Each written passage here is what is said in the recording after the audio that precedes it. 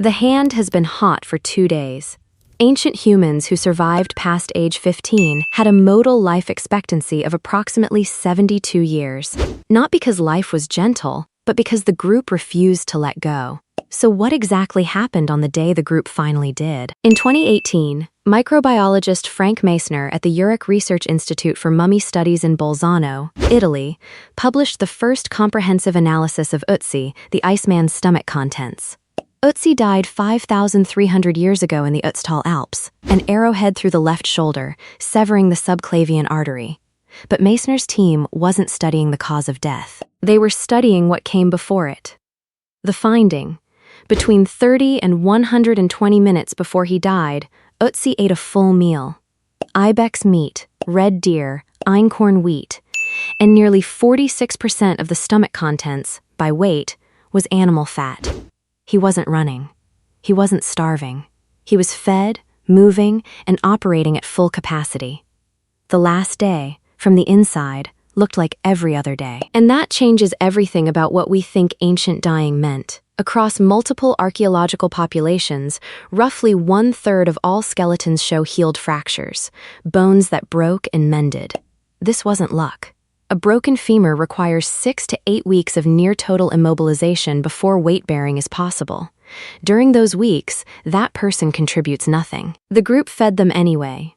This wasn't just compassion. It was a distributed survival system. The group absorbed the cost of one member's incapacitation because a group that abandons its injured is a group no one will fight for.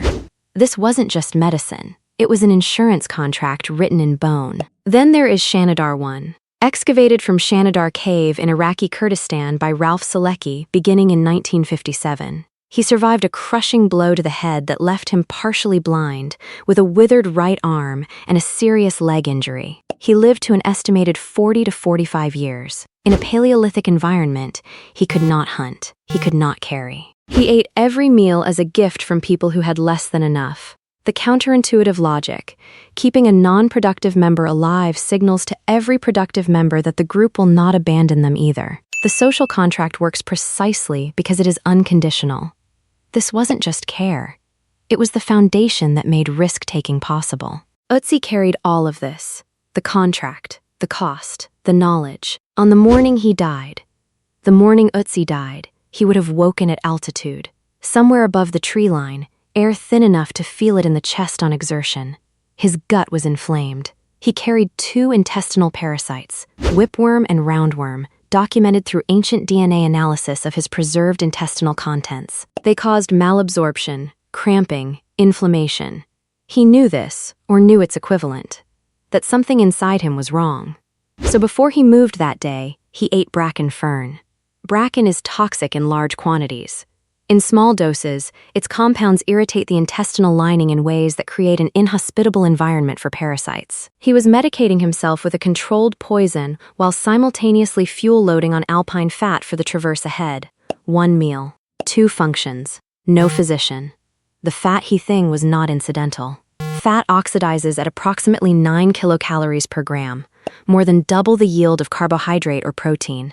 At altitude and in cold, basal metabolic rate rises as the body generates heat. A meal front-loaded with ibex fat is not a feast. It is engineering. Ötzi's last breakfast was the nutritional equivalent of a pre-race protocol calculated for the specific environmental demands of that day's terrain. Then he moved upwards. The air smelled of ice and dry rock. His hand, injured, we know, from a deep cut between the thumb and index finger documented in forensic analysis, would have pulled tight in the freeze. He kept moving. Somewhere above him, someone was watching. The arrowhead entered from behind. It severed the subclavian artery, the vessel that feeds the entire left arm. He bled internally. He may have survived for several hours. He lay down facing the valley below. The last physical sensation was probably warmth, then cold, then the mountain. The shift began with urbanization, roughly 10,000 years ago, when dense agricultural settlements replaced the small bands in which every death was witnessed by every person the dying had ever known. In a forager band of 20 to 70 people, death was a collective experience. The group processed it together because it had no choice. In a town of several thousand, you could die among strangers. When the community dissolved, so did its knowledge. No one was left who had done this before. The second pivot was the medicalization of dying, accelerating through the 19th and 20th centuries, as death moved from the home into the hospital. A 2019 Swedish National Palliative Care Study found that 83% of expected deaths occurred with someone present. During the COVID pandemic, that number dropped to 59%. The infrastructure was already fragile. One disruption exposed it.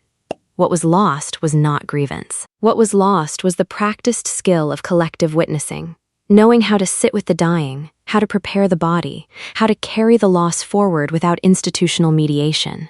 That knowledge lived in community practice. When the institution took over, the practice atrophied. Within 2 generations, it was gone. You will likely die in a building designed for something else. They died, surrounded by the only people who knew their name. You will be monitored by machines that measure chemistry with precision. They were monitored by people who had watched them sleep. You will be managed by specialists trained to extend life. They were held by people who understood it was ending. The Iceman lay down on a mountain, stomach full, wounds unhealed, facing south. He was alone for the first time in his life. That was new. That had never happened before. This content is intended for educational purposes only and is based on peer-reviewed archaeological, forensic, and paleopathological research presented within a historical and scientific context.